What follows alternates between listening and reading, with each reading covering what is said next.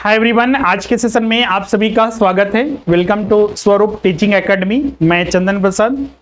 आज की इस वीडियो में इनकम टैक्स एक्ट 1961 से संबंधित महत्वपूर्ण अभ्यास प्रश्नों की श्रृंखला यहां पर प्रारंभ की जा रही है, जिसमें कि हर एक सेशन में करीब 25 के लगभग प्रश्न जो हैं यहां पर चर्चा किया जाएगा, जो कि आपके आने वाले जो विभिन्न परीक्षा हैं, जिसमें कि झारखंड पीजीटी और यूजीसी नेट, जेआरएफ और साथ ही अन्य परीक्षा के लिए महत्वपूर्ण होगा। जैसा कि आपको पता है कि झारखंड पीजीटी, झारखंड +2 टीचर के लिए जल्दी वैकेंसी आने वाली है, और साथ ही इसमें जो भी प्रश्न होते हैं बहुत ही स्टैंडर्डाइज होते हैं, और इसमें चूंकि ऑनलाइन परीक्षा होती है तो इसके लिए जरूरी है कि आप इस पर हमेशा प्रैक्टिस करते रहिए। और इनकम टैक्स एक ऐसा टॉपिक होता है कि इसमें सिर्फ प्रोविजंस ही होते हैं, और प्रोविजंस जब तक आपको याद नहीं रहेंगे तब तक आप प्रश्न को सही से सॉल्व नहीं कर सकते हैं। और ऐसा नहीं है कि प्रश्न जो प्रोविजन से सिर्फ उसको रटते गए तो याद रह जाता है, तो बिल्कुल वो पॉसिबिलिटीज नहीं होती है। अगर मान लीजिए आप रट भी लेते हैं तो कुछ दिन बाद उसे भूल जाते हैं, तो इसीलिए जरूरी होता है कि आप उस पर रेगुलर बेसिस पर प्रैक्टिस भी करते रहिए, जिससे कि आपको वो एग्जाम तक याद रहे, और बीच बीच में आप उसको समय के अनुसार रिविजन भी करते रहिए। तो उसी के आधार पर हमने यहाँ पर बहुत सारे प्रश्नों को उपलब्ध करा रहे हैं, जो कि हिंदी और इंग्लिश दोनों माध्यम में होगा, और ये इन परीक्षाओं के लिए बहुत ही उपयोगी होगा। इसका पीडीएफ जो है हमारे टेलीग्राम चैनल पर उपलब्ध होगा, जिसका लिंक डिस्क्रिप्शन में दिया हुआ है, वहां पर जाकर आप ज्वाइन कर लीजिएगा। और साथ ही अगर आपने हमारे ऐप को डाउनलोड नहीं किया है तो उस ऐप को भी डाउनलोड कर लीजिएगा, जहां पर भी सारे अपडेट वगैरह मिलते हैं। जो भी छात्र इसके लिए संपूर्ण तैयारी करना चाहते हैं, जो हमारी लाइव क्लासेस, लाइव सेशन से जुड़ना चाहते हैं, जिसमें कि आपको झारखंड पीजीटी, टीजीटी और जेटेट के लिए जो वाणिज्य विषय है, वाणिज्य विषय से संपूर्ण तैयारी आपको कराई जा रही है। बैच उपलब्ध होंगे, जितने भी क्लासेस होंगे लाइव आपको मिलेंगे, जिससे कि आपको लगेगा कि हम जो भी क्लासेस कर रहे हैं ऑफलाइन क्लासेस के जैसा। साथ ही आपको कॉलिंग फैसिलिटी भी रहेगा, आपको क्लास के दौरान जो हमारे ऐप में फैसिलिटी रहेगी कि आपको ऑफलाइन क्लासेस के जैसा भी आप टीचर से सीधे उसी समय प्रश्न भी पूछ सकते हैं। ये सारी फैसिलिटी रहेगी। साथ ही आपको हर एक क्लास का रिकॉर्डिंग भी मिलेगा, जो कि 1 ईयर तक वैलिडिटी रहती है। नोट्स वगैरह और टेस्ट सीरीज भी उपलब्ध कराए जाते हैं। क्लास ज्वाइन करने के लिए हमारे ऐप को डाउनलोड कर लीजिएगा, या फिर जो स्क्रीन पर नंबर दिख रहा है उस पर भी आप कांटेक्ट करके आप वहां पर एडमिशन अपना ले सकते हैं। इसके अलावा जो भी छात्र नेट जेआरएफ की तैयारी कर रहे हैं, जिसमें कि आपको हिंदी और इंग्लिश दोनों विषयों में पेपर 1 और कॉमर्स की संपूर्ण तैयारी कराई जाती है, इसमें भी आपको लाइव सारी क्लासेस उपलब्ध मिलते हैं, और साथ ही रिकॉर्डिंग, नोट्स वगैरह और टेस्ट सीरीज भी उपलब्ध कराया जाता है। तो चलिए आज का सेशन स्टार्ट करते हैं प्रश्न संख्या 1 से। एक मिनट।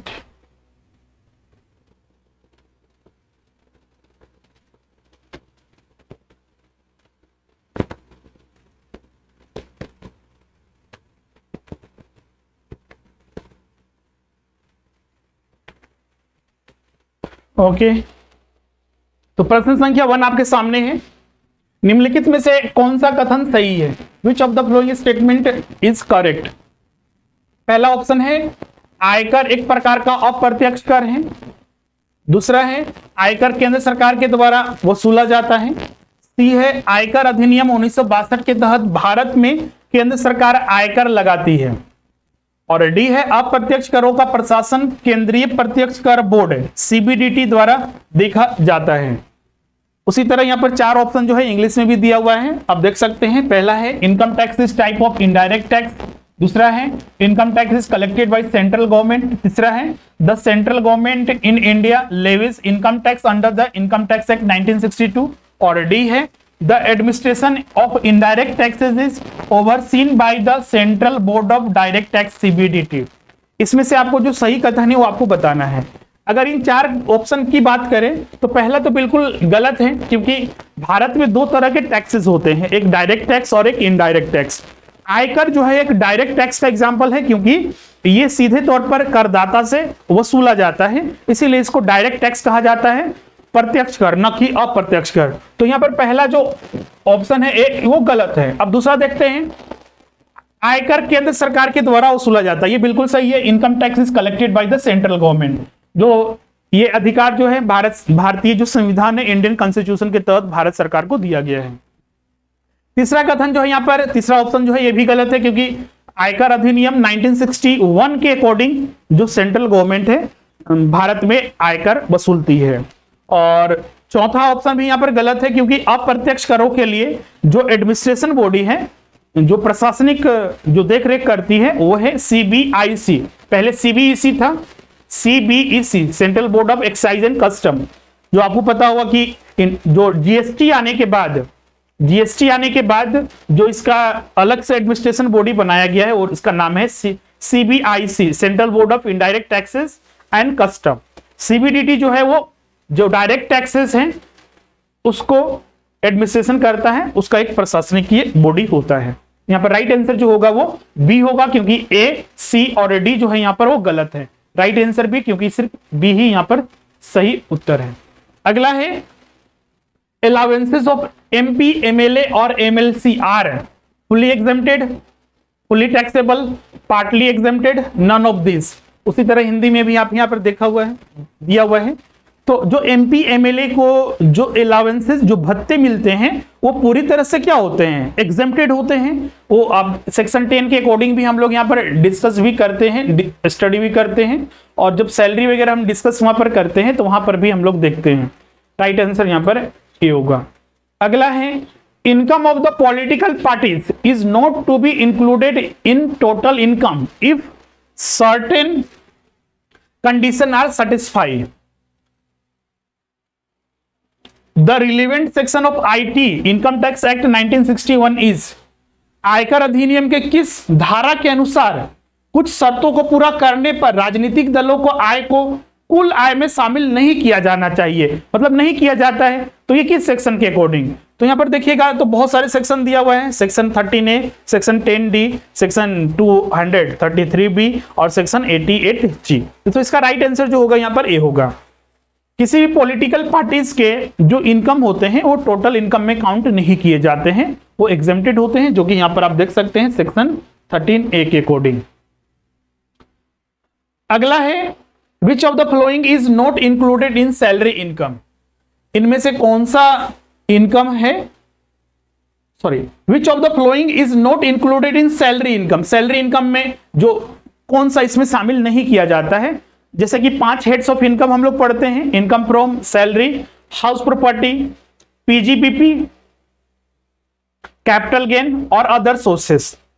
तो जो इसमें से यहां पर पूछा गया है कि हेड्स ऑफ इनकम दिया हुआ है सैलरी, सैलरी में कौन सा ऐसा इनकम शामिल नहीं किया जाता है। HRA शामिल होता है, हाउस रेंट अलाउंसेस बिल्कुल शामिल होता है, पेंशन शामिल होता है, बिल्कुल पेंशन तो किसी इंप्लॉय को मिलता है इसलिए शामिल होगा। फैमिली पेंशन शामिल होता है, नहीं शामिल होता है, क्योंकि फैमिली पेंशन तो इंप्लॉय के जो फैमिली मेंबर है उनको दिया जाता है, उनके लीगल हेयर को दिया जाता है, इसलिए फैमिली पेंशन तो किसके भाग में आता है, ये इनकम फ्रॉम अदर सोर्सेज में शामिल किया जाता है। तो राइट आंसर यहाँ पर सी होगा। लिप सैलरी भी ये सैलरी में शामिल किया जाता है, सिर्फ फैमिली पेंशन शामिल नहीं किया जाता है क्योंकि ये अदर सोर्सेज में शामिल होता है। तो राइट आंसर यहाँ पर सी होगा। अगला प्रश्न संख्या 5, share of income from firm. जैसे कि एक फर्म होते हैं तो फर्म के पार्टनर्स होते हैं और पार्टनर्स को शेयर मिलता है, जो भी उनके रेशियो होते हैं उसके आधार पर, प्रॉफिट शेयरिंग रेशियो के आधार पर। तो वही आपको बताना है कि ये किस में शामिल, मतलब कि जो फर्म से मिलता है एक पार्टनर को इनकम, उसका ट्रीटमेंट हम लोग किस तरह से करते हैं। ए, बी, सी और डी 4 ऑप्शन दिया हुआ है। पहला taxable in the hands of partners, दूसरा exempted in the hands of partner, तीसरा exempted in the hands of firm और डी है नन ऑफ दिस। आपको पता होगा कि जो कि फर्म के नाम पर जो है जो लाइबिलिटी निकाली जाती है टैक्स लाइबिलिटी, और फर्म भी एक करदाता होता है, तो फर्म के नाम पर ही जितने फर्म के प्रॉफिट हुए, इनकम हुआ, उस पर टैक्स ऑलरेडी दिया जा चुका है। अब जो इनकम इसमें से बचा टैक्स देने के बाद वही इनकम पार्टनर्स के बीच में डिस्ट्रीब्यूट होता है, तो ये इनकम पर ऑलरेडी टैक्स दिया जा चुका है, तो इस पर फिर से तो टैक्स नहीं लिया जाएगा, तो इसीलिए एग्जेम्प्टेड होता है in the hands of partner. B होगा इसका राइट आंसर। अगला प्रश्न है प्रश्न संख्या 6, in case of tax free salary. Tax free salary मतलब कि जो इंप्लॉय को सैलरी मिल रहा है इंप्लॉयर से, उसमें टैक्स किसी तरह से नहीं पे करना है, वो टैक्स फ्री है सैलरी। कर मुक्त वेतन, ऑप्शन यहां पर देखिए, A tax is to paid by the employer, नियोक्ता द्वारा कर का भुगतान किया जाना। B, no tax is payable on the such salary, ऐसे वेतन पर कोई कर देय नहीं है। और सी है, tax is to be paid by the employ, कर्मचारी टैक्स का कर का भुगतान करेगा। और डी है, government itself pays the tax at the future date, मतलब कि सरकार भविष्य में की तारीख में इस कर का स्वयं भुगतान करती है। तो ऐसा तो नहीं होता है, तो इसका सही उत्तर जो होगा वो यहां पर ए होगा। अगर एक कर्मचारी को, अगर एक एम्प्लॉय को अपने एम्प्लॉयर से, अपने नियोक्ता से टैक्स फ्री सैलरी मिलती है, इसका मतलब यह हुआ कि उसका नियोक्ता, एम्प्लॉयर ने टैक्स ऑलरेडी सरकार को दिया है। मान लीजिए 1 लाख रुपया आपको टैक्स के मतलब टैक्स काटने के बाद, मतलब कि टैक्स फ्री आपको इनकम मिलता है, तो इसका मतलब है कि 1 लाख पर टैक्स भी जो नियोक्ता है आपका वो पे कर रहा है। तो इसीलिए यहां पर राइट आंसर ये होगा, tax is to be paid by the employer, नियोक्ता द्वारा कर का भुगतान किया जाना है। अगला प्रश्न है 7, salary received by a member of parliament is, एक सैलरी रिसीव किया जा रहा है मेंबर ऑफ पार्लियामेंट एमपी के द्वारा।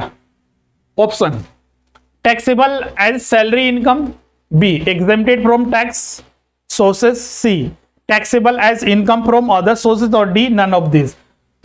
तो ऐसे सिचुएशन में हम लोग क्या करते हैं, मान लीजिए सैलरी, तो लगता है कि इस इनकम अंडर द सैलरी में जाएगा, लेकिन ऐसा नहीं होता है, क्योंकि आपको पता होगा कि हम लोग वहां पर जब income under the head salary हम लोग पढ़ते हैं,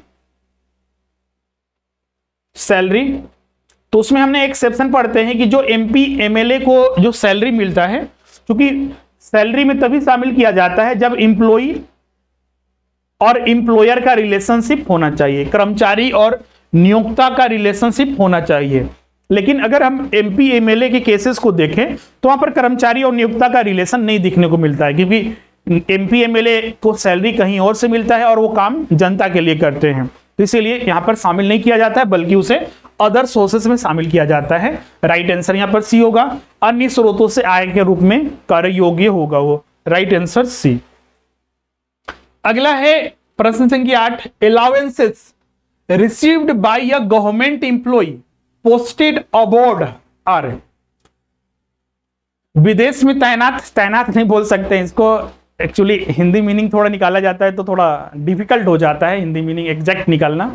एक सीधा सा बोलिए कि जैसे कि इंडियन एम्बेसी दूसरे कंट्री में होते हैं भारत के, जैसे फ्रांस में, यूएसए में इंडियन एम्बेसी होते हैं, तो वहां पर इंडियन एम्बेसी में इंडियन को ही नियुक्त करती है सेंट्रल गवर्नमेंट, तो उसी के बारे में पूछा गया है। तो अगर उनको किसी तरह का अलाउंसेस दिया जाता है, एम्बेसडर जो उसको हम लोग बोलते हैं, भारतीय दूतावास हिंदी में उसको बोलते हैं, तो वहां पर जो नियुक्त कर्मचारी होते हैं उनको सेंट्रल गवर्नमेंट ही अपॉइंट करती है और सैलरी अलाउंसेस वगैरह पे करती है। तो जो उनको अलाउंसेस दिया गया है वो क्या होता है, fully exempted, partly exempted, fully taxable, या फिर taxable by the country which where posted. तो इसका राइट आंसर यहां पर होगा वो ए होगा। ये हम लोग अलाउंसेस में पढ़ते भी हैं, 3 तरह के अलाउंसेस हम लोग देखते हैं ना, ऐसे अलाउंसेस जो फुल्ली टैक्सेबल है, ऐसे अलाउंसेस जो फुल्ली एग्जेम्प्टेड है, और ऐसे अलाउंसेस जो पार्टली टैक्सेबल है और पार्टली एग्जेम्प्टेड है, जिसमें कि एचआरए और जो एंटरटेनमेंट अलाउंसेस वगैरह शामिल किए जाते हैं, और एक और जो रूल 2BB के अंतर्गत आता है। इसका राइट आंसर यहां पर ए होगा। अगला है dearness allowances is taxable in the hands of, जो महंगाई भत्ता होता है वो किस तरह से टैक्सेबल होता है, मतलब किन के लिए, government employ, non government employ, all employ, या फिर नन ऑफ दिस। आपको याद होगा सैलरी के प्रारंभ में ही हम लोग स्टडी करते हैं, जब ग्रोस सैलरी कैलकुलेट करते हैं तो ग्रोस सैलरी में जो बेसिक होता है पे उसको शामिल करते हैं, बेसिक पे, फिर उसमें हम लोग डियरनेंस अलाउंसेस शामिल करते हैं, उसके बाद फिर जो अलाउंसेस है, परक्विजिट्स है, लीव सैलरी है, फिर जो रिटायरमेंट बेनिफिट है, ग्रेचुइटी, पेंशन वगैरह सबको शामिल करके हम लोग ग्रोस सैलरी निकालते हैं, बोनस, कमीशन वगैरह सभी को जोड़कर। तो यहाँ पर देखिए सबका एडजस्टमेंट करते हैं, और एक साथ ही यहाँ पर बोलते हैं कि बेसिक जो सैलरी होता है वो सारा का सारा टैक्सेबल होता है। बेसिक सैलरी में और डियरनेंस अलाउंसेस में कोई भी एग्जम्पशन नहीं मिलता है। किसी भी तरह का कोई भी इंप्लॉय है, चाहे गवर्नमेंट है इंप्लॉय या फिर नॉन गवर्नमेंट है, किसी भी कोई कैटेगरी का हो, वो हमेशा जो होता है वो टैक्सेबल होता ही है। राइट आंसर यहाँ पर सी होगा। जो भी डियरनेंस अलाउंसेस होता है फुल्ली टैक्सेबल होता है for all type of employ, कोई भी टैक्स पेयर है सभी को देना पड़ेगा। अगला है प्रश्न संख्या 10, exempted exempted limit of HRA in metropolitan cities. HRA जब हम लोग कैलकुलेट करते हैं तो वहां पर देखते हैं कि ये HRA जो है होता है ये पार्टली टैक्सेबल और पार्टली एग्जेम्प्टेड HRA में आता है, क्योंकि जितना HRA रिसीव हुआ उसमें से कुछ एग्जेम्प्टेड हो सकता है या फिर पूरा का पूरा एग्जेम्प्टेड हो सकता है। तो एग्जेम्पशन हम लोग कैसे निकालते थे, तो 3 वैल्यू वहां पर कैलकुलेट करते हैं, 3 वैल्यू कैलकुलेट करते हैं। इन 3 वैल्यू में जो सबसे छोटा होता था वही क्या होता है, एग्जेम्प्टेड HRA। हम लोग इसको किस तरह से कैलकुलेट करते थे, तो इसमें हम लोग जो कैलकुलेट करते थे आपका, इसमें पहला जितना HRA रिसीव हुआ, यहां पर हम लिख रहे हैं एग्जेम्प्टेड HRA, कैलकुलेशन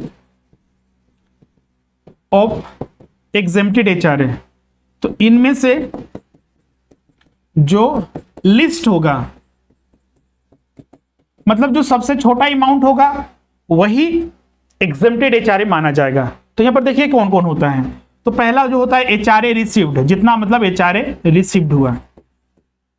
दूसरा rent paid minus 10% of salary. Salary में बेसिक पे प्लस जो डियरनेस अलावेंसेस वगैरह जो आते हैं, forming part of retirement benefit, और उसमें कमीशन जो फिक्स परसेंटेज ऑफ टर्नओवर होता है। और फिर यहां पर आता है 50% या 40% ऑफ सैलरी। तो 50% कब लेते हैं, जब 4 शहरों की बात आती है। अभी देखिएगा भारत में बहुत सारे मेट्रोपॉलिटन सिटीज हैं, लेकिन 4 शहरों के लिए 50% कंसीडर किया जाता है। वो 4 शहर कौन कौन से हैं, तो दिल्ली, कलकत्ता, चेन्नई और मुंबई। ये 4 शहरों के लिए 50% और बाकी शहरों के लिए 40%, जहां पर आप पोस्टेड हैं उसके आधार पर जहां आपको HRA मिल रहा है। तो यहां पर सही उत्तर जो होगा वो ए होगा, 50% ऑफ सैलरी कंसीडर किया जाता है। अगला है प्रश्न संख्या 11, interest on loan taken before 1 April 1999, 1 April 1999 for construction और repairs of self occupied house shall be deducted up to ₹25,000, 30,000, 2 lakh या फिर 1,50,000। 1 अप्रैल 2099 से पहले स्वयं के कब्जे वाले घर, मतलब सेल्फ ऑक्युपाइड जो हाउस, थोड़ा उसका हिंदी थोड़ा अलग है, के निर्माण या मरम्मत के लिए लिए गए ऋण पर ब्याज की कटौती कितना तक की जाती है। तो आपको पता होगा कि हम लोग ये house property, income from house property में जब हम लोग ट्रीटमेंट करते हैं उसमें इंटरेस्ट ऑन बोरोइंग्स का, तो आप जो घर बनाने के लिए, चाहे वो सेल्फ ऑक्युपाइड हाउस के लिए या फिर फुल्ली लेट आउट, मतलब लेट आउट पर्पस के लिए आप घर का कंस्ट्रक्शन करने के लिए लोन लेते हैं। अगर लेट आउट के लिए लिए हुए हैं तो आपको पता है कि उसमें आप परचेस के लिए या फिर किसी भी पर्पस से लेते हैं लोन आपका, तो वो पूरा का पूरा उस पर जो इंटरेस्ट होता है वो एग्जेम्प्टेड होता है। लेकिन जब आती है बात सेल्फ ऑक्युपाइड हाउसेस के लिए, तो सेल्फ ऑक्युपाइड हाउसेस के लिए 2 कैटेगरी होता है, जिसमें कि पहला होता है कि अगर आप परचेस करने के लिए या फिर कंस्ट्रक्शन करने के लिए ले रहे हैं तो आपको 2 लाख का एग्जेम्पशन मिलता है। लेकिन वही जब आप रिपेयर्स के लिए आप लोन लेते हैं तो इसमें आपको 30,000 का जो है एग्जेम्पशन मिलता है। तो राइट आंसर यहां पर जो होगा वो बी होगा। अगला प्रश्न है, income of a minor child is exempted up to. ये हम लोग पढ़ते हैं, कौन सा टॉपिक है आपका, ये क्लबिंग ऑफ इनकम। क्लबिंग करते हैं स्पाउस का, माइनर चाइल्ड का, डिपेंडेंट का। तो क्लबिंग ऑफ इनकम में ये माइनर चाइल्ड के इनकम को भी जो टैक्स पेयर होता है उसी के साथ क्लब करके दिखाया जाता है। तो क्लबिंग करने के बाद भी एक बेनिफिट ये मिलता है कि माइनर चाइल्ड के रूप में जितने भी माइनर चाइल्ड उस टैक्स पेयर के साथ ऐड किया गया है उसमें 1,500 रुपया का जो है एग्जेम्पशन मिलता है टैक्स लाइबिलिटी में। राइट आंसर यहां पर जो होगा बी होगा। अगला है प्रश्न संख्या 13, any sum received under key man insurance policy taken on the life of employ shall B.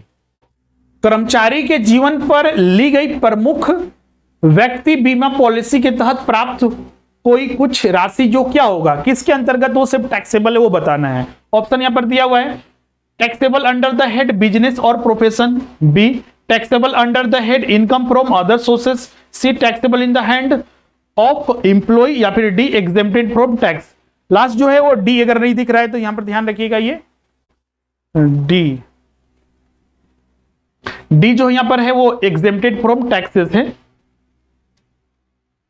Clear है, अब दिख रहा होगा।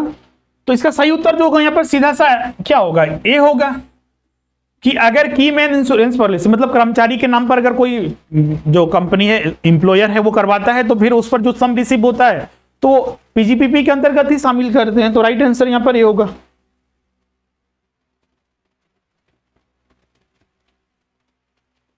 Right answer A. अगला है 14th, the objectives of the tax planning is to minimise. कर नियोजन का उद्देश्य ब्लैंक को न्यूनतम करना है। मिनिमाइज न्यूनतम करना है किसको, tax liability, finance liability, tax return या फिर नन ऑफ दिस। तो कर नियोजन क्या है, कर नियोजन एक तरह से लीगल वे होता है, एक प्लानिंग है जिसके अंतर्गत हम अपने टैक्स लाइबिलिटी को रिड्यूस करते हैं, मिनिमाइज करते हैं। राइट आंसर ए होगा। अगला है 15, the highest administrative authority for income tax in India. Bharat में आयकर के लिए सर्वोच्च प्रशासनिक प्राधिकरण कौन है? तो इसका सही उत्तर होगा CBDT, central board of direct taxes. जब हम लोग इनकम टैक्स कंपोनेंट पढ़ते हैं तो वहां पर देखते हैं कि सीबीडीटी सर्कुलर एंड नोटिफिकेशन जारी करती है और साथ ही अन्य बहुत सारे जो मामले हैं या फिर इनकम टैक्स जो रूल्स वगैरह होते हैं वो सीबीडीटी के द्वारा ही जारी किया जाता है, central board of direct taxes. CBSE किससे संबंधित है? तो ये इनडायरेक्ट टैक्सेस। अब लेकिन इसका भी आप नाम बदलकर क्या कर दिया गया है, जो प्रारंभ में भी हम बता रहे थे, सीबीआईसी कर दिया गया, central board of indirect tax and custom. अगला प्रश्न है 16th, टैक्स मैनेजमेंट कर प्रबंधन deals with filing of return in time, getting the account audited, deducting tax at source या फिर ऑल ऑफ द एबव, मतलब उपयुक्त सारे। तो टैक्स मैनेजमेंट क्या है कि आप सही समय पर, मैनेजमेंट का मतलब सीधा क्या है कि आप हर काम सही समय पर, जैसे कि ड्यू डेट आने से पहले सारी चीज आप कर दीजिए, अपने बुक्स ऑफ अकाउंट्स को रेडी रखिए। तो ये सब सारे ये एक प्रोसेस होता है जिसके अंतर्गत आप फिलिंग ऑफ रिटर्न टाइम पर आप कर रहे हैं, अकाउंट्स ऑडिट कर रहे हैं अपने समय पर, इसके अलावा टीडीएस का भी आप बेनिफिट ले रहे हैं। तो ये सारी चीजें टैक्स मैनेजमेंट के अंतर्गत, कर प्रबंधन के अंतर्गत आता है, इसलिए राइट आंसर यहां पर डी होगा। अगला है, और ये जो है इस तरह के प्रश्न जो है बिल्कुल एग्जाम में पूछे जाते हैं। यहां पर हर तरह के हम लोग यहां पर प्रश्न डिस्कस कर रहे हैं, क्योंकि अभी जो हम लोग यहां पर इजी और मॉडरेट लेवल लेके चल रहे हैं। दो तरह के लेवल है यहां पर, इजी और मॉडरेट। आगे हम लोग कुछ प्रश्न देखेंगे जो कि डिफिकल्ट लेवल के भी प्रश्न होंगे। ये सारे ऐसे प्रश्न है ये, हाँ, लेकिन ध्यान रखिएगा ये सारे के सारे डिपेंड करते हैं प्रोविजंस पर। अगर आपको जैसे कि यहां पर पूछ दिया गया कि इंटेंजिबल एसेट्स जो अमूर्त संपत्ति होती है, तो आपको पता है कि इनकम टैक्स एक्ट में रेट ऑफ डिप्रिसिएशन हर एक टाइप ऑफ एसेट्स के लिए बताया गया है, जिसको हम लोग को याद रखना पड़ता है। तो वही यहां पर पूछा गया है कि अगर कोई अमूर्त संपत्ति है, इंटेंजिबल एसेट्स है, तो इनकम टैक्स एक्ट के अकॉर्डिंग उसका रेट ऑफ डिप्रिसिएशन कितना है। तो जब तक याद नहीं है तब तक उत्तर नहीं दे सकते हैं, तो इसीलिए रेट ऑफ डिप्रिसिएशन भी आपको याद रखना है। सेक्शन 32 राइट आंसर डी होगा, 25% इसका रेट है। अगला प्रश्न है, अब इसको सॉल्व कीजिए। The basic objective of the tax planning, कर नियोजन के मूल उद्देश्य हैं, पहला रिडक्शन ऑफ टैक्स लायबिलिटी, कर देयता में कमी, दूसरा मिनिमाइजेशन ऑफ लिटिगेशन, मुकदमेबाजी का न्यूनतमीकरण, तीसरा प्रोडक्टिव इन्वेस्टमेंट, उत्पादक निवेश, चौथा हेल्दी ग्रोथ ऑफ इकोनॉमी, अर्थव्यवस्था का स्वस्थ विकास, और पांचवा है इकोनॉमिक स्टेबिलिटी, आर्थिक स्थिरता। अब आपको which of the following statement are correct, code के आधार पर चुनना है। ए बी सी डी 4 यहां पर ऑप्शन दिया हुआ है, निम्नलिखित में से कौन सा कथन मतलब सही है, जो ऊपर के आधार पर कोड आपको सिलेक्ट करना है। तो कर नियोजन क्या है? कर नियोजन एक तरह से प्लानिंग है, जिसके आधार पर तो हम लोग अपनी टैक्स लायबिलिटी, टैक्स पेयर को ये बेनिफिट होगा कि टैक्स लायबिलिटी कम होगा। तो सरकार इसको प्रमोट क्यों करती है? टैक्स लाइबिलिटी कम होने का मतलब क्या है? कि सरकार को ही नुकसान है, क्योंकि टैक्स लाइबिलिटी कम होने का मतलब है कि क्या, सरकार को कम टैक्स रेवेन्यू प्राप्त होगा। लेकिन सरकार ये स्पेशल उद्देश्य से भी करती है, क्योंकि अगर आप एक बिजनेसमैन हैं, अगर आपका टैक्स लाइबिलिटी बच रहा है तो आप क्या कीजिएगा, उन पैसे को फर्दर अपने बिजनेस में इन्वेस्ट कीजिएगा। अब बोलिएगा सर कि एक साल में कितना टैक्स बचेगा? एक साल मत काउंट कीजिए, आप तो हर साल बेनिफिट ले लीजिएगा। हर साल अगर 10-10 हजार, 20-20 हजार, 1-1 लाख रुपया, ये छोटे बिजनेस की बात कर रहे हैं। बड़े बड़े बिजनेस में तो करोड़ों रुपए टैक्स के रूप में बच जाते हैं, टैक्स प्लानिंग के रूप में। तो आप समझ सकते हैं उसको फिर वो इंट्रोड्यूस करेंगे अपने बिजनेस में, जिससे कि वो एक तरह से स्टेबिलिटी मिलेगी उसके बिजनेस को भी, और अगर कंपनी को स्टेबिलिटी मिल रही है, ग्रोथ हो रहा है, तो इंडियन इकोनॉमी मतलब किसी देश की इकोनॉमी और अर्थव्यवस्था भी ग्रोथ करेगी। तो यहां पर पांचों पॉइंट जो है बिल्कुल सही है। टैक्स लाइबिलिटी रिड्यूस होता है, जो मुकदमेबाजी वगैरह होता है वो भी कम हो जाता है, प्रोडक्टिव इन्वेस्टमेंट होता है, हेल्दी ग्रोथ होता है, इकोनॉमिक स्टेबिलिटी बना रहता है। तो राइट आंसर यहां पर डी होगा, ऑल ऑफ द एबव। अगला प्रश्न है 19, which of the following statement are not correct. ध्यान रखिएगा, यहां पर पूछा गया है कि निम्नलिखित में से कौन सा कथन सही नहीं है, मतलब जो गलत कथन है वो आपको बताना है। पहला ऑप्शन देखिए, टैक्स इवेजन, इसको हिंदी में बोलते हैं टैक्स इवेजन को कर वंचना।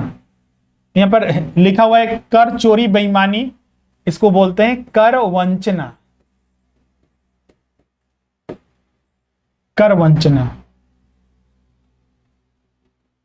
और ये टैक्स अवॉइडेंस है, इसको हिंदी में बोलते हैं इसको कर अपहरण या फिर उसी के नाम से बोलते हैं टैक्स अवॉइडेंस। तो उसको डिफाइन किया गया है, सीधा सा एक करके हम लोग देखते हैं। Tax evasion is a method of evading tax liability by dishonest means like suppression, showing lower income, conscious violation of rules, inflation of expenses etc। कर वंचना से कर दायित्व से बचने का तरीका है, जिसमें कि दमन, कम आय दिखाना, नियमों को जानबूझकर उल्लंघन करना। तो ये स्टेटमेंट सही है या गलत है? बिल्कुल सही है।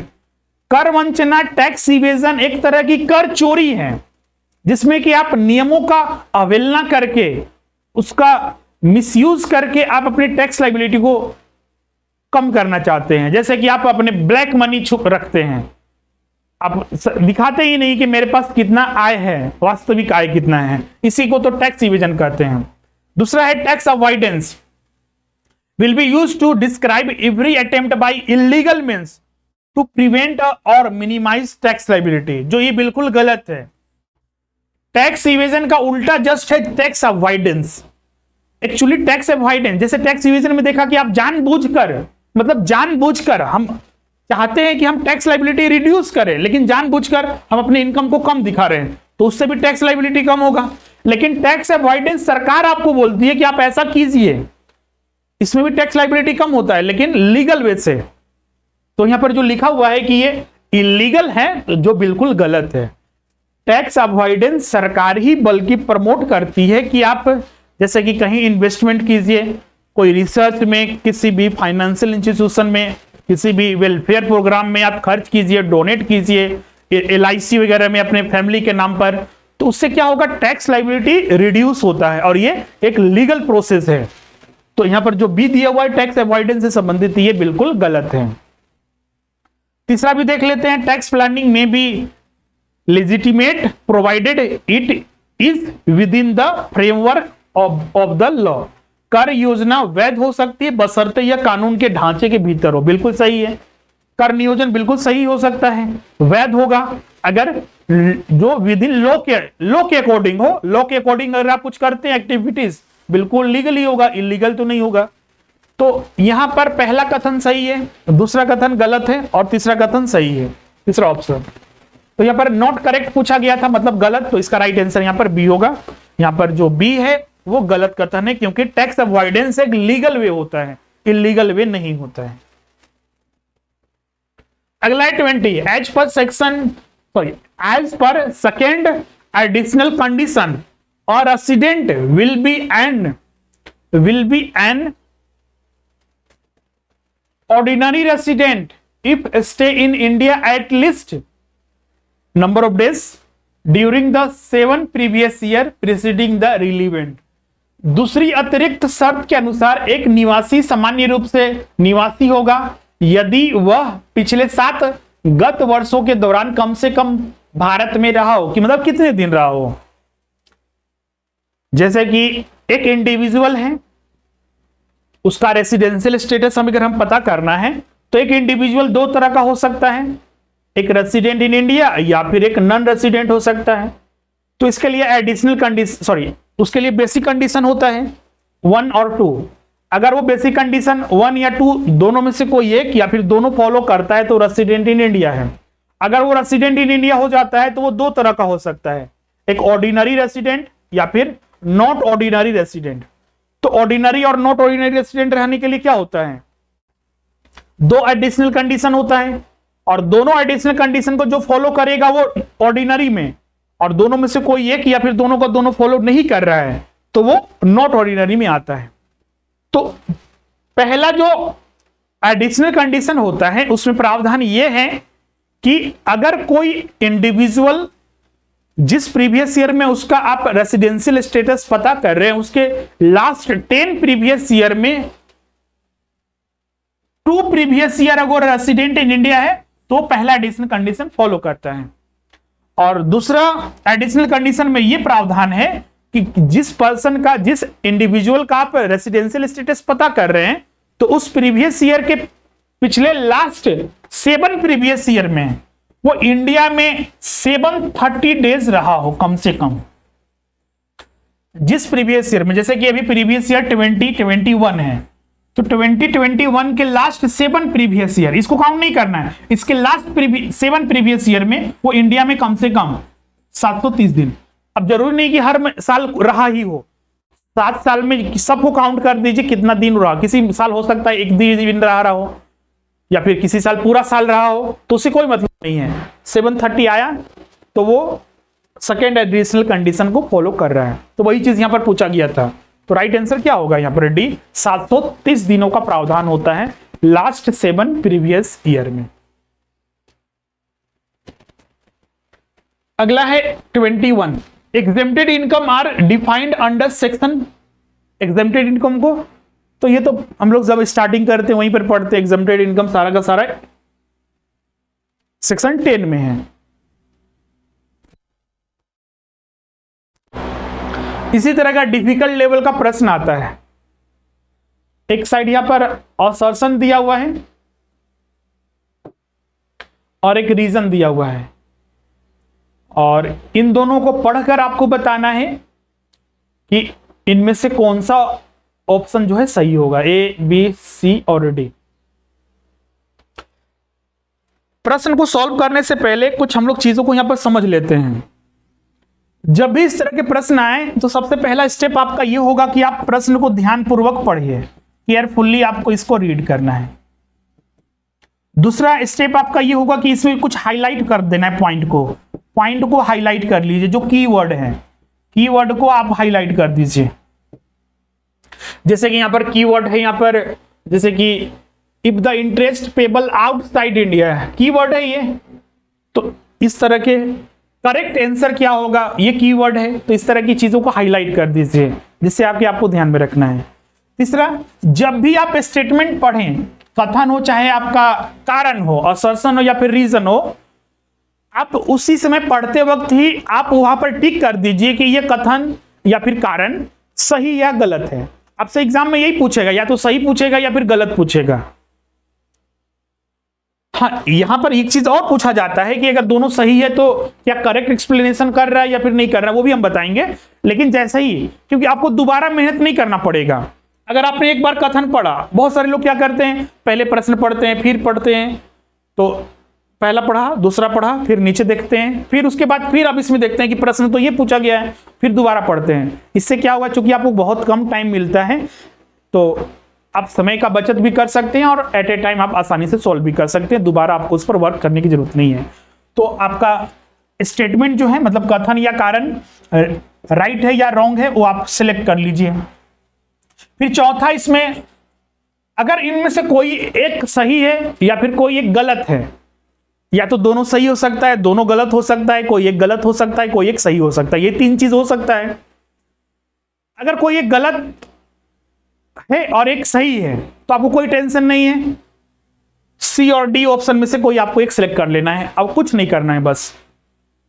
मामला यहां पर तब आता है, एक और स्टेप वर्क करना पड़ता है, जब दोनों कथन, मतलब कथन भी सही है और कारण भी सही है, असर्शन भी सही है और रीजन भी सही है, तो उसमें से फिर आपको चेक करना होता है कि क्या रीजन असर्शन का करेक्ट एक्सप्लेनेशन है।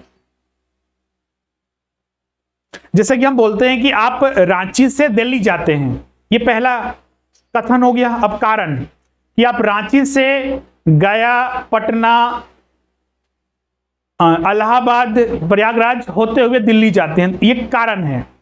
तो वही आपको यहां पर फिर देखना है कि क्या जो कथन दिया हुआ है कारण उसको करेक्ट एक्सप्लेनेशन कर रहा है या फिर नहीं कर रहा है। तो बिल्कुल कर रहा है। जैसे कि हम यहाँ पर रांची, हम पहला कथन बोल दिए कि हम रांची से दिल्ली जाते हैं, तो किस वे से जाते हैं वो कारण बता रहा है ना, कि आप इन रास्तों से होते हुए दिल्ली जा रहे हैं। तो इसीलिए दोनों कथन सही है और कारण जो है कथन का करेक्ट एक्सप्लेनेशन भी है। तो वही चीज यहां पर भी चेक करना होता है। जैसे अब यहां पर सॉल्व करते हैं, पहला तो केयरफुली पढ़ना है, जैसे हम असर्शन पढ़ रहे हैं, if the interest is payable outside India tax must be deducted at source. तो केयरफुली पढ़ना है और हाईलाइट कर देना है, हाईलाइट हमने कर दिया, और राइट है या रॉन्ग है यही तय कर लेना है। तो ये कथन बिल्कुल सही है। पीजीपीपी में हम लोग पढ़ते हैं वहां पर कि अगर आप आउटसाइड इंडिया कोई इनकम, मतलब इंटरेस्ट वगैरह पे करते हैं तो आप टीडीएस काट कर पेमेंट कीजिए, बिल्कुल सही है। रीजन हम पढ़ रहे हैं, if tax has not been deducted at source the amount paid as interest will be not allowed at deduction in computing business income. ये भी कथन बिल्कुल सही है। मेरा तीसरा काम यही था कि दोनों कथन सही या गलत है वो आपको बताना है। तो पहला भी सही है, दूसरा भी सही है। अब हम लोग को यहां पर चौथा काम ये हो जाता है कि दोनों चूंकि सही है तो क्या कारण, जो रीजन है असर्शन का करेक्ट एक्सप्लेनेशन है? तो बिल्कुल है। असर्शन में देखिए बोल रहा है कि अगर आप इंटरेस्ट आउटसाइड इंडिया पे कर रहे हैं तो आप टीडीएस काट कर पेमेंट कीजिए। रीजन में दिया हुआ है, देखिए वहां पर कि अगर आप टीडीएस काट कर पेमेंट नहीं करते हैं तो वो आपका एक्सपेंसेस नहीं माना जाएगा, और वो आपको जब बिजनेस इनकम कंप्यूट कीजिएगा तो वहां पर डिडक्शंस के रूप में नहीं दिया जाएगा। बिल्कुल सही है ये, क्योंकि मान लीजिए आप किसी को टीडीएस पेमेंट कर देते हैं, कंपनी पेमेंट कर देती है, सॉरी इंटरेस्ट पे कर देती है, टीडीएस काटते ही नहीं है, तो आउटसाइड इंडिया का था, तो गवर्नमेंट तो नहीं जाएगी उससे टैक्स लेने, खोजने तो नहीं जाएगी किस कंट्री का था, कहां से वो टैक्स देगा या नहीं देगा, तो इसलिए टीडीएस काट कर दीजिए। तो इससे बेनिफिट गवर्नमेंट को होता है कि टीडीएस काटने से वो टैक्स के रूप में रिसीव अपना कर लेते हैं। और ये बिल्कुल आपका इनकम टैक्स एक्ट में ये प्रोविजंस है जो हम लोग पीजीपीपी में पढ़ते भी हैं। क्लियर है? तो यहाँ पर रीजन जो है करेक्ट एक्सप्लेनेशन है असर्शन का, और दोनों स्टेटमेंट बिल्कुल सही है। तो यहां पर देखिए इसका राइट आंसर ए होगा। Both A and R are correct and R is the correct explanation of A.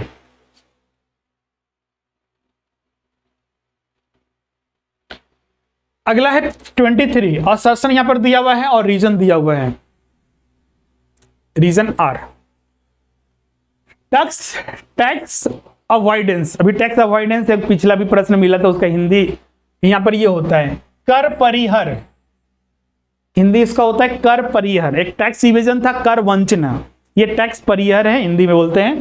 Tax avoidance is an art of avoiding tax without actually breaking the law.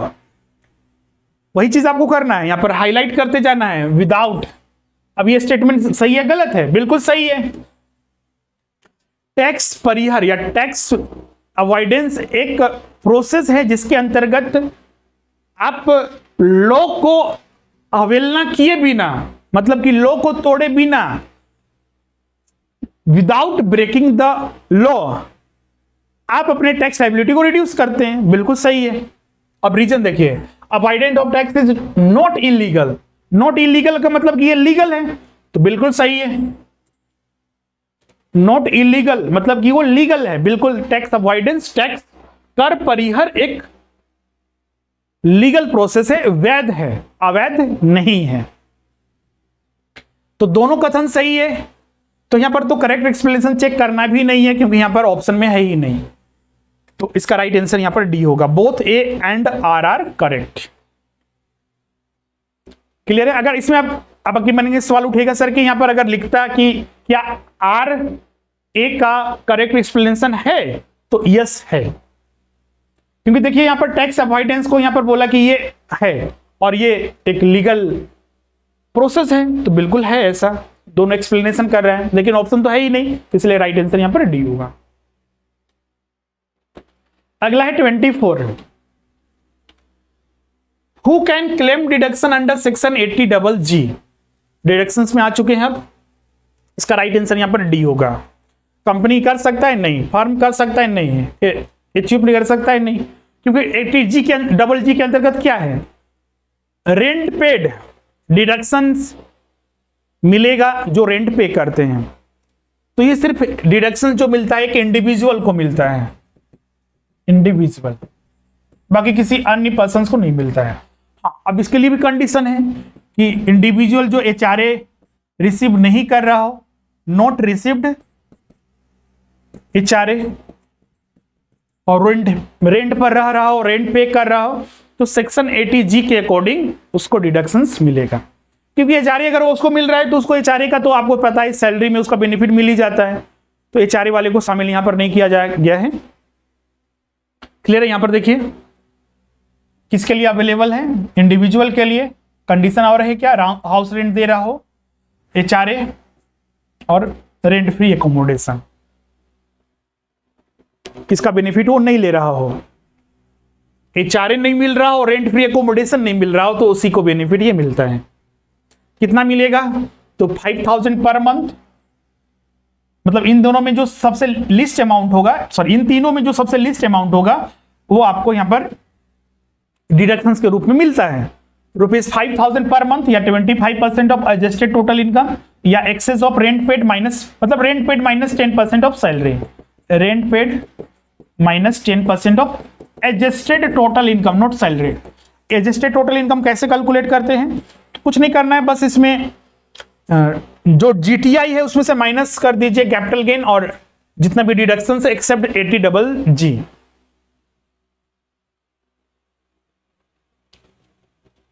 तो राइट आंसर यहां पर जो होगा वो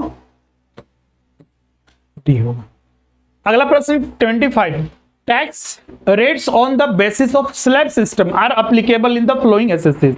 जो slab प्रणाली है, जैसे देखिएगा इनकम टैक्स में जो रेट ऑफ टैक्सेस होता है कहीं पर फ्लैट रेट मिलता है। फ्लैट रेट का मतलब कि एक ही रेट रहेगा, जैसे 30%, चाहे इनकम आपका 1 रुपया हो चाहे 1 करोड़ हो, 30%। लेकिन कुछ जगह देखने को मिलेगा स्लैब रेट। स्लैब रेट कहां कहां देखने को मिलता है, तो जैसे इंडिविजुअल में जैसे जैसे इनका इनकम बढ़ेगा वैसे वैसे इनका रेट ऑफ टैक्सेस बढ़ते रहता है। इनकम बढ़ने के साथ रेट ऑफ टैक्सेस बढ़ेगा। एक एचयूएफ में भी, एक एओपी में भी, एक बीओआई में भी, और एक आर्टिफिशियल जुडिशियल पर्सन में भी लागू होता है। इसके अलावा एक लोकल अथॉरिटी पर भी ये लागू होता है। लोकल अथॉरिटी में भी स्लैब रेट देखने को मिलता है। इनकम जैसे जैसे इनका बढ़ता है वैसे वैसे, अब इसमें देखिए कंपनी में स्लैब रेट होता है, नहीं होता है, पार्टनरशिप में भी नहीं होता है, एलएलपी में भी नहीं होता है, हाँ एचयूएफ में होता है। राइट आंसर यहाँ पर डी होगा। इसका ग्राफ अगर बनाया जाए तो इस तरह से बनेगा,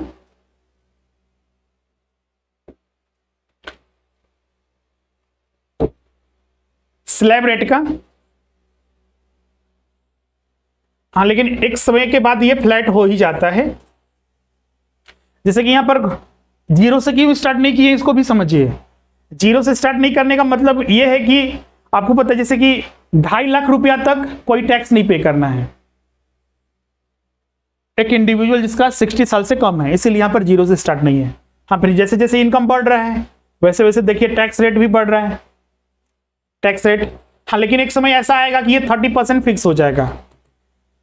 जैसे कि अगर ओल्ड स्लैब रेट के अनुसार चले तो 10 लाख से एबव पर आपको 10 लाख से एबव पर आपको 30% के बेसिस पर आपको टैक्स पे करना होता है ओल्ड स्लैब रेट के अकॉर्डिंग। तो ये फ्लैट हो गया, यहाँ पर जितना भी इनकम बढ़े उससे कोई मतलब नहीं, 30% ही लगता है। हाँ लेकिन 10 लाख से नीचे के लिए अलग अलग रेट ऑफ टैक्सेस होते हैं, इसी को स्लैब रेट कहते हैं। क्लियर है? तो इस तरह से आज का सेशन जो है यहाँ पर वो कंप्लीट होता है। टोटल आज हमने 25 प्रश्न यहाँ पर डिस्कस किए हैं।